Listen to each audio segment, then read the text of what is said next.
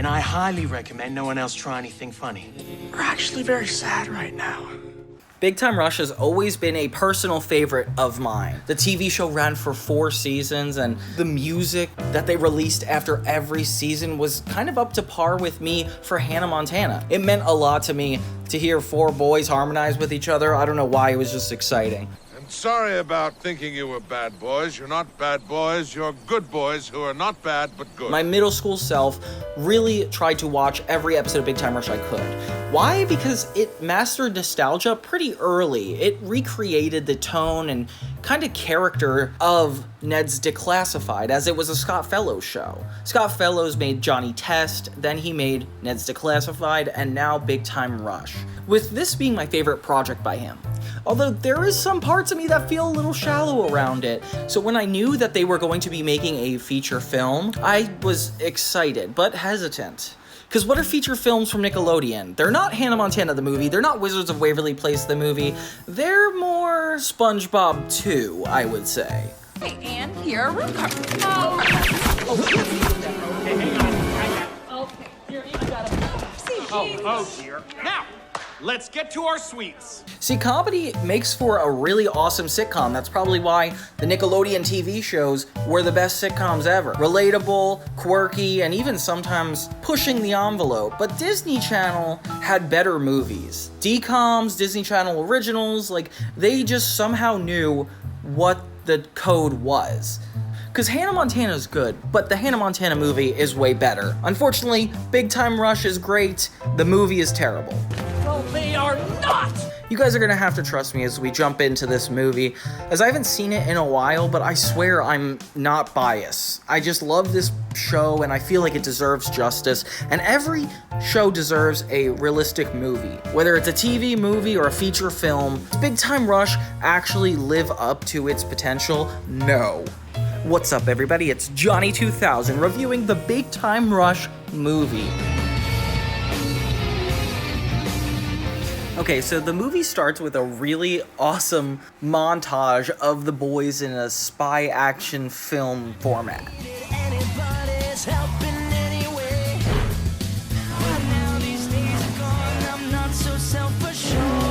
It does them really well because they look really good. This is around the end of the 2nd season, a little bit before the 3rd. The only sense of continuity is that the 3rd season starts with an episode of them ending their world tour, and this is them starting it. At the end of season 2, they've been talking about this tour for quite some time, so it's cool that it kind of leads into this. A kid's show doesn't usually keep that much consistency. There's this really hyper-realistic fantasy that Carlos has. Carlos is the kid with the helmet. If we run into any evil villains with like a white suit and a cat, I'll be ready. About him and his 3 friends saving a princess from a castle, and he thinks it's like a premonition, like something's gonna happen, like that's so Raven. And we start with the boys on the plane already headed toward their first concert. If you ask me, I feel like the biggest issue I have with the movie straight off the bat is the lack of an Act 1. Like, of course they're headed on the trip, but what got them to go toward the trip? What sort of issues are we gonna start out with, both character and plot-wise? And why is it important that it's specifically in England? I never noticed this until I rewatched Ned's Declassified and Big Time Rush, but the characters have a tendency to say exactly what they're doing in this Scott Fellows universe. See, Gustavo, 1 whole hour in London. And no trouble. Just sign some autographs, move briskly into the lobby, and stay out of trouble. The dialogue kind of bothers me every so often when it kind of reminds you of what's going on, and I know that it's a kid's show, but I still think there's enough visual, sound, and emotional cues to tell the story. You don't need to double down on us. All you're gonna do tonight is crush London, then conquer the rest of Europe, and then we will rule the world! I do like the idea of a change of location. Like, the Palm Woods is the central location for all of Big Time Rush. It's where we associate the boys to be spending every single day, and that's where it fits into a half-hour block, like we watch on TV. Movies always are about jumping to bigger and better things, stronger plots, different sides of characters. So it's off on the right foot in terms of its tone, its high-stakes energy. But this is gonna be a recurring issue that I just cannot get over. Why are they singing the Beatles songs?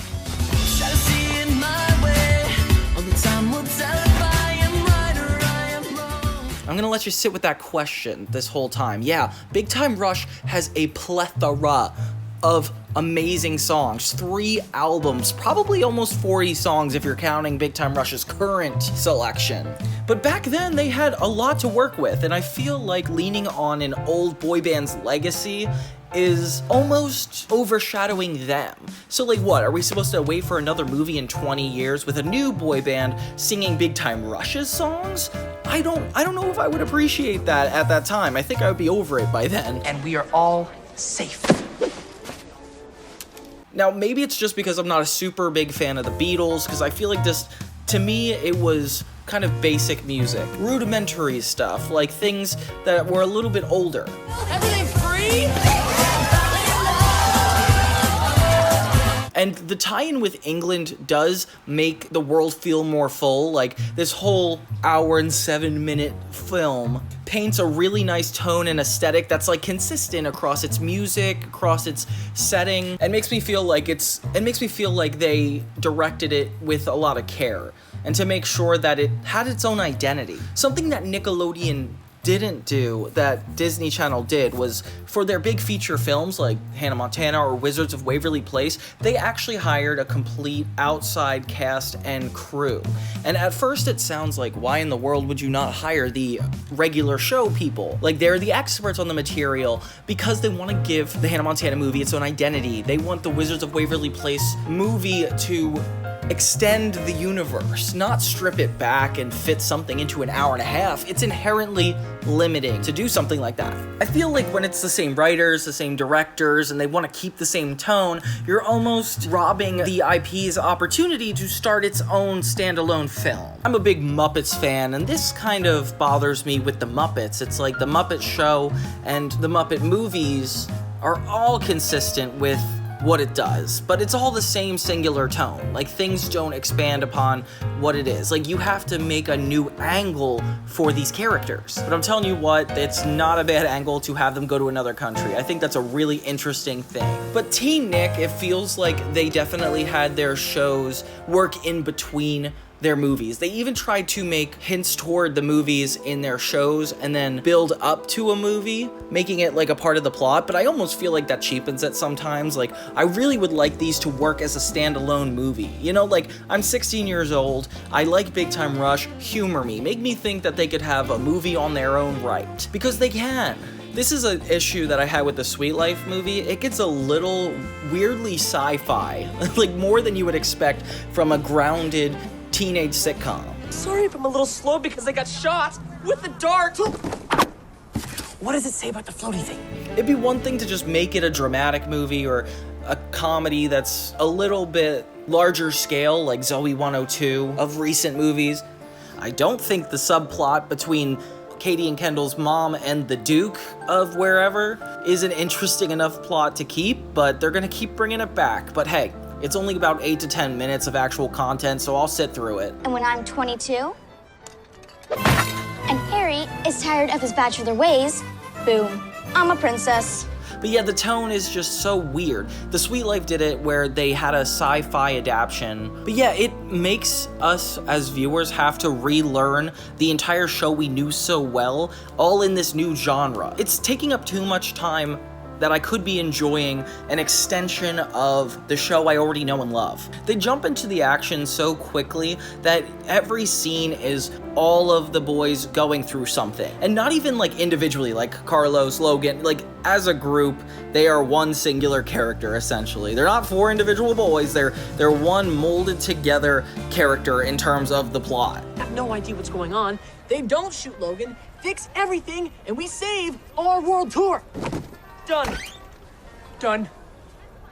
You didn't say done. They're not breaking up in this movie. There's no big conflict between them, which is kind of what drove the TV show. In this sense, they're just having things happen to them, so much so that they become spies, that they have to save the world. It's not special to them, it's more they were at the wrong place at the wrong time, and they're being thrown from problem to problem. So he couldn't use it to take over the world. Carlos, no one is trying to take over the world. No, he's right. Moon is trying to take over the world. Is he? Okay. Whether it's literal ninjas showing up to the hotel they're staying at, or switching the backpack, which, by the way, they did something like that in the Drake and Josh Go Hollywood movie. It's not good to reuse ideas that specific.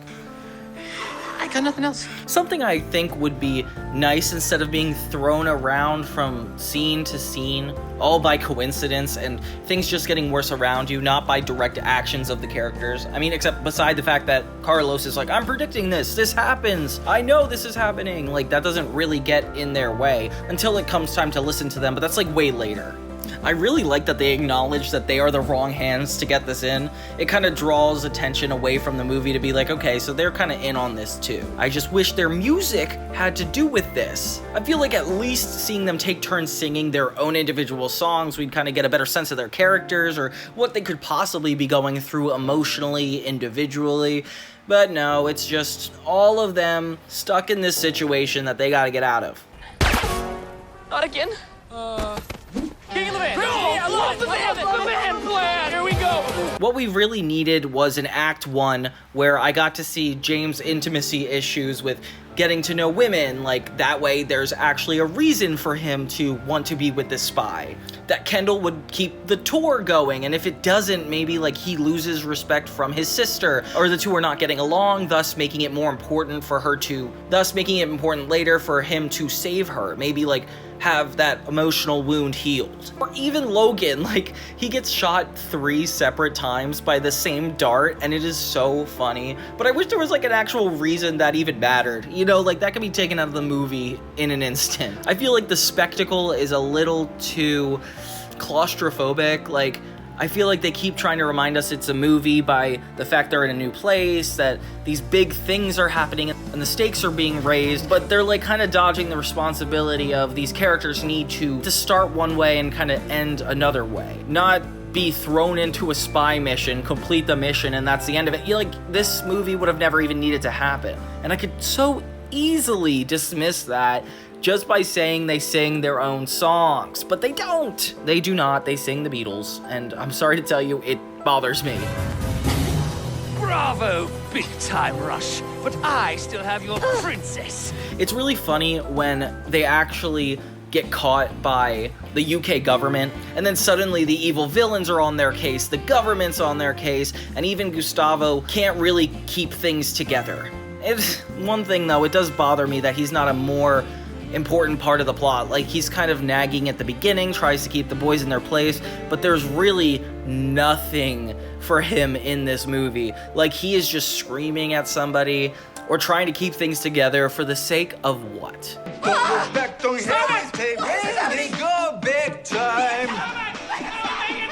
Like, not even for his own ego is there an issue. I do think it's funny that they get tortured by a Japanese guy singing Big Time Rush songs. It's great that we finally get their songs in the movie, but it's sang by that guy. But I digress. With everybody chasing them, they have to wear disguises and find a way to get to their sound check while also not being attacked by so many of these people. They have this spy girlfriend, friend of theirs, that apparently her dad can solve all of this, and in order for them to get their tour back on schedule, they have to, her dad might be the only one powerful enough to solve their problem, which is really kind of cool. I like that. The villains are very Saturday morning cartoon, and it kind of bothers me because it's like, you definitely can have two-dimensional characters. Like, whether this movie is super short or super long, I feel like that's necessary to dive into. I like the sort of Austin Powers tone to it all because it definitely fits a Scott Fellows show into a Scott Fellows movie. But that's just how you could tell this is like all from one mind. It's like Scott Fellows. He clearly likes Austin Powers, he likes the Beatles, and he likes spy movies. I mean, if he doesn't, he's throwing these things together for no reason. Or they're telling the truth and Big Time Rush are not spies. They're just in the wrong place, the wrong backpack time. So I could see a meaningful piece of art behind this if I were him and I was like, okay, this is my world, my characters, a new area I can take them to, and it's just all surface level and we don't get to know more about who they are. We're more told about their world as we're thrown around through a series of events. This whole beetle thing, it's like this kind of alien-like technology that this really rich guy, Moon, which feels like a parody of Elon Musk, is desperate for. What does it do? It just kind of lets you defy gravity. I feel like they say what it is, but I don't even see it do anything but make them levitate. I'll close it slower this time. So, where's your sound check? And unlike the Sweet Life of Zack and Cody movie, the sci-fi stuff doesn't really hit you in the face like that. Like, even though they are able to have that, it's very few and far between, and we don't have to worry about it too much. So that's always a good sign. They're able to make it to their soundtrack, which I am definitely surprised. I actually thought the movie ended here. We're like halfway through. Too much stuff is happening. And they finally meet the spy that's helping them's father, the guy powerful enough to help them, and they accidentally shoot him and knock him unconscious, which is actually really hilarious. Not to worry, fellas. I've got everything under control.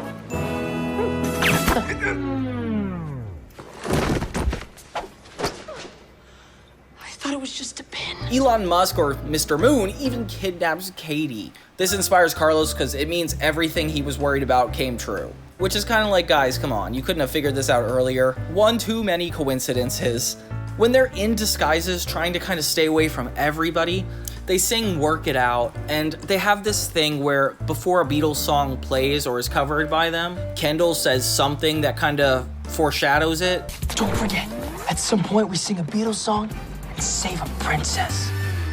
There is no princess, okay? And are we singing the Beatles? Huh? Do we look like the Beatles? No. Wait a minute. And I wish it was like earlier in this whole movie altogether, not just 2 minutes before. Like, he's like, we gotta work this out. 2 minutes later, they say work this out. I mean, I guess they don't say buy me love and then have that song play, but you get the picture. It happening twice is at least a coincidence.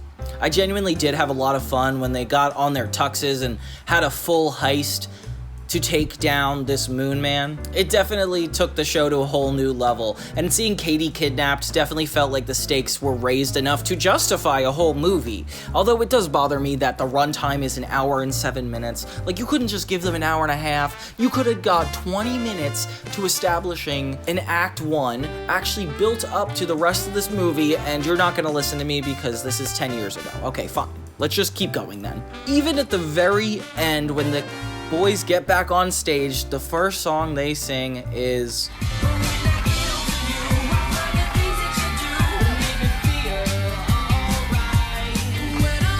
Hard Day's Night, reminding me that this entire plot only took place over the course of a day, kind of minimizing its deeper impact. And I usually feel like I'm gone on a ride during a movie. Like, there's been multiple days and characters going through stuff, but here I just felt like it's been a single hour of mayhem.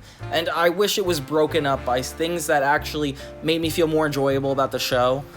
Like more comedy beats, more emotional beats. I don't know. It had a right to be a better movie than what it was given. I do have to give it credit. It sings Elevate at the very end, right before the credits, but the fact that it's after one final Beatles song, like, we could have had a whole soundtrack for a Big Time Rush movie. It could have been an original piece with 10 new songs, like kind of like the Hannah Montana movie did.